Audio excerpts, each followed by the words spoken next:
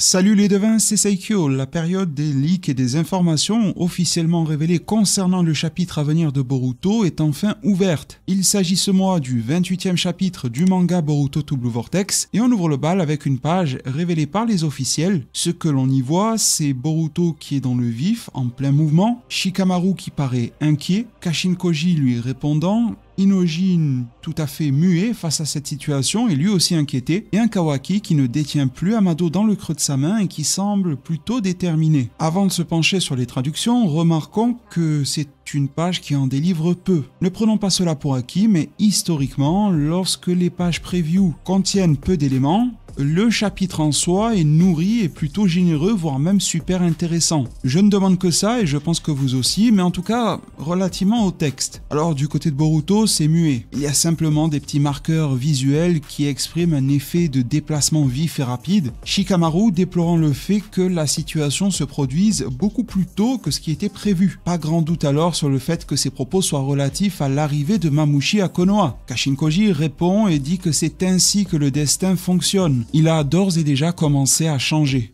Cette sérénité de Koji est intéressante, ça veut dire qu'il prend pleinement en compte le fait que ce qu'il voit a de grandes chances de se produire, mais que les tenants et aboutissants peuvent évoluer, notamment en matière de délai. Est-ce que ça en dit long sur le jutsu qu'il était censé apprendre? L'a-t-il finalisé ou non?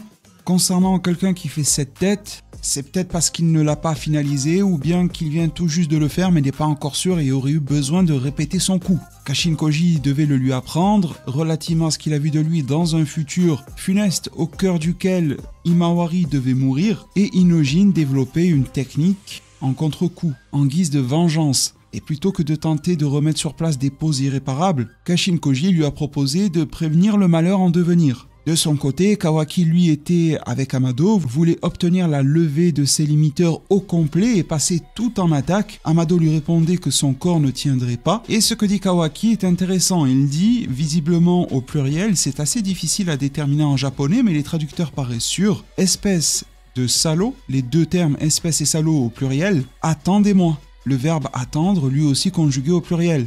Il a donc conscience d'une manière ou d'une autre que cela bouge, peut-être même que Boruto et les autres sont en déplacement, que Mamushi est à Konoha, ça a l'air de se combiner ainsi, à moins qu'il y ait une surprise de derrière les fagots. La page paraît simple à lire, peut-être y voyez-vous un double sens de lecture, et au risque de me répéter, lorsque cela se présente ainsi dans les previews, c'est que le chapitre en a beaucoup sous le pied. C'est tout ce que j'en espère, celui-ci est prévu complet dès le mercredi 19 novembre 2025. Sa sortie est calibrée pour 16h et commencez d'ores et déjà à me dire en commentaire pour quelle heure vous préféreriez avoir la lecture directement sur ma chaîne YouTube en stream. Est-ce qu'il faut la positionner à 16h au plus tôt, mais la majorité d'entre vous seront aux prises de leurs études, de leur métier ou des transports qui en découlent, plutôt vers 17h, 17h30, voire même 18h, 18h30. Le deal ici est très simple.